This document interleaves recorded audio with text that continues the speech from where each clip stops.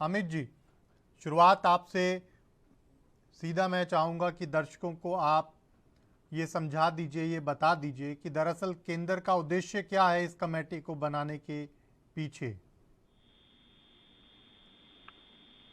जी, उद्देश्य बिल्कुल साफ है कि देश में एक चर्चा शुरू होनी चाहिए, एक सकारात्मक चर्चा होनी चाहिए कि अगर हम एक देश एक इलेक्शन की तरफ अगर बढ़ सकें तो देश के संसाधनों का बचत होगी, देश के पैसे की बचत होगी। जी। और इस पूरे प्रकरण से जो इलेक्शन की प्रक्रिया है वो भी सरल होगी। वोटर लिस्ट के लिए पीछे जो इतनी मेंटेनेंस, उसका वर्जन्स, अलग अलग वर्जन्स बनते जी। रहते हैं, उसका सरलीकरण होगा। उसके बाद जितना समय हम हर साल इलेक्शंस में देते हैं वो समय की बचत होगी। और एक तरीके से जो एक कहा जाता है कि कोई भी जनहित का कार्य हो करने अगर सरकारें करती हैं, तो चाहे वो भाजपा करे या भाजपा के अलावा जो भी सरकारें करे, तो वो कहा जाता है कि वो इलेक्शंस को देखते हुए ये जनहित के कार्य हो रहे हैं, तो ऐसा जी। नहीं है। और इसी चीज को मेन विजन में रखते हुए इसको हम्म। चर्चा की एक शुरुआत हुई है, कमेटी का गठन हुआ है और हम्म। कमेटी सबसे सुझाव लेगी, उन सुझावों पे चर्चा होगी और फिर अगर इसका एक जैसे पिछले कमेटियों ने रिकमेंडेशन दिया था, वो रिकमेंडेशन जाएगा संसद के सामने, हम्म। फिर चर्चा होगी और उसके बाद अगर सभी इसे अपनाते हैं तो एक प्रक्रिया शुरू होगी देश में। ठीक है, लेकिन विपक्ष कहीं ना कहीं तंज कस रहा है। ये कह रहा है कि चीन की राह पर चल पड़े हैं प्रधानमंत्री नरेंद्र मोदी। नहीं, देखिए, चीन की राह पे कौन चल पड़ा है वो मुझे बताने की जरूरत नहीं है, आपको स्वयं भी बहुत पता होगा क्योंकि आपका रिसर्च टीम इतना बड़ा है। किस तरीके से राजीव गांधी फाउंडेशन को पैसा दिया जाता है चीन के सरकार द्वारा। किस तरीके से गलवान का जब घटना हो रहा था तो राहुल गांधी किस तरीके से चाइनीज एम्बेसडर से मिल रहे थे, वो हम सब ने देखा है। किस तरीके से अभी कैम्ब्रिज यूनिवर्सिटी में जब वो प्रेस कॉन्फ्रेंस में बोल रहे थे और ये कह रहे थे कि अगर इस देश में कहीं जन्नत है तो वो चीन में है, वो कहते हुए हम सब ने सुना है। तो चीन के साथ इनका रिश्ता क्या है वो मुझे बताने की जरूरत नहीं है, वो राहुल गांधी स्वयं बोल चुके हैं। रही बात आज के इस मुद्दे पे जो जो ये घमंडिया गठबंधन बोल रहा है, तो इस घमंडिया गठबंधन की अब तक की जो 3 मीटिंग्स हुई है उसकी अगर उपलब्धियां क्या हैं, ये डोगरा जी बता दें।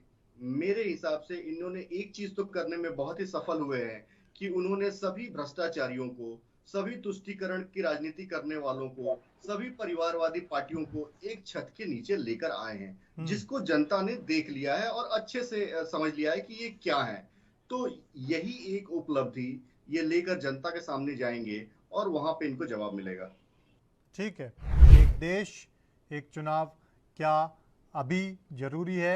अमित जी, आपके पास आऊँगा ब्रेक पर जाने से पहले। जिस तरह से डोगरा जी कह रहे थे कि ये जो कमेटी बनाई है केंद्र सरकार ने, वो कहीं ना कहीं उसमें न्यूट्रल लोग नज़र नहीं आ रहे, और देश को अभी इसका फ़ायदा होगा इस पर भी बड़ा सवाल है। कहीं ना कहीं एनडीए, या यूं कह लीजिए बीजेपी, इंडिया से डर गई है, इसीलिए इस वक्त ये शिगुफा छोड़ा गया है। अब सवाल यह है कि ये शिगुफा है या वाकई में कोई संकल्प है।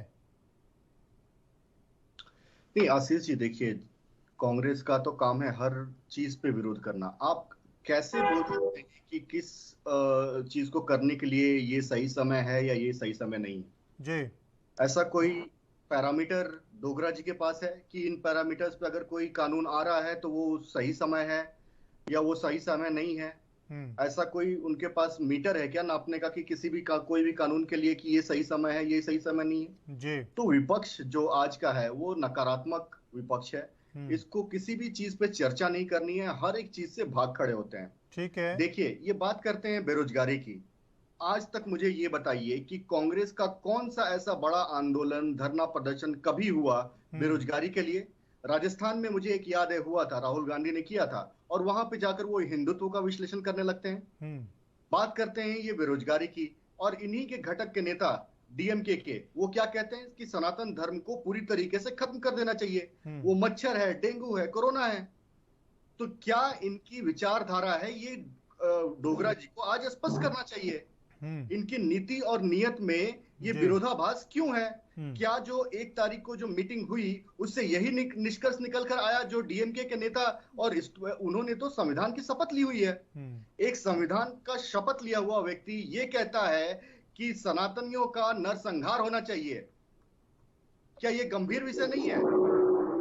पर डोगरा जी इस पे जवाब नहीं देंगे किसी भी मुद्दे पर। जैसा कि मैंने पहले कहा, हमारा ये संकल्प है, हमने किया है पहले भी, 1 नेशन 1 राशन कार्ड, ग्रिड के माध्यम से 1 नेशन 1 ग्रिड किया है, हमने 1 नेशन 1 मोबिलिटी किया है, मोबिलिटी कार्ड के माध्यम से, ताकि सरलीकरण हो मोबिलिटी का। और इसी तरीके से टैक्स हो चाहे इलेक्शन हो, सबका सरलीकरण होना चाहिए। उसमें जो संसाधन लगते हैं, अगर उसको हम किसी तरीके से बचा सकते हैं और उसको देश हित में उन चीजों को लाया जा सकता है, तो हमें वो करना चाहिए। ठीक है, किसी भी एक नेता से सर्वदलीय बैठक में ये चर्चा कर लेते, सब दलों को बिठा के, उसके बाद जिसका भी नाम लेते वो व्यक्ति उस हिसाब की जो समिति बनी है, समिति में वो जाता। लेकिन आज जिस तरह की राजनीति इस देश में हो रही है, ये जो तुष्टीकरण की राजनीति आज भारतीय जनता पार्टी कर रही है, इससे खिन्न है। ठीक है, तिवारी जी जवाब दीजिए। देखिए आशीष जी, डोगरा साहब बोल रहे थे हिंदू मुस्लिम की राजनीति करते हैं। कौन करता है हिंदू मुस्लिम की राजनीति? इनका प्रधानमंत्री लाल किले की प्राचीर से ये कहता है कि देश की संसाधनों पे अगर किसी का पहला हक है तो वो एक समुदाय का है। वो किसकी बात कर रहे थे मुझे ज्यादा बताने की जरूरत नहीं है। जब उनके नेता ये कहते हैं कि सोनिया गांधी रो पड़ी, आतंकवादी के मरने पे सोनिया गांधी रो पड़ी, जब राहुल गांधी जाकर टुकड़े टुकड़े जो गैंग है उसके साथ जाकर खड़े हो जाते हैं, विदेश जाते हैं, चाइनीज एम्बेसडर से मिलते हैं, गलवान में कहते हैं कि सैनिकों को पीटा जा रहा है, कश्मीर में कहते हैं कि सैनिक वहां पे बहन बेटियों का रेप कर रहे हैं, वहां पे गली का गुंडा कहते हैं सैनिकों को, तो किस तरीके की तुष्टीकरण की राजनीति होती है? ये कांग्रेस को जवाब देना चाहिए उस पर, और इन सब चीजों को बंद करना चाहिए, देश हित में काम करना चाहिए। देखिए बहुत सारी बातें हुई। डोगरा साहब ने कहा कि सनातनी है, सनातनी चीजों को जानना चाहिए। वो देवभूमि से आते हैं, वो मुझसे ज्यादा शायद सनातनी है, तो उन्हें तो ये सिफारिश करनी चाहिए कि डीएमके से उनका जो गठबंधन है वो अलग थलग हो जाए। आपने क्या एक भी ट्वीट देखा उदय स्टालिन के खिलाफ राहुल गांधी का, प्रियंका गांधी का, या सोनिया गांधी का, या इनके नेता खड़गे साहब का? एक भी ट्वीट किसी भी नेता का आपने देखा? नहीं देखा। मुंह से कुछ बोल देना, मुंह में राम बगल में छुरा, ये नियत जनता देख चुकी है आपकी।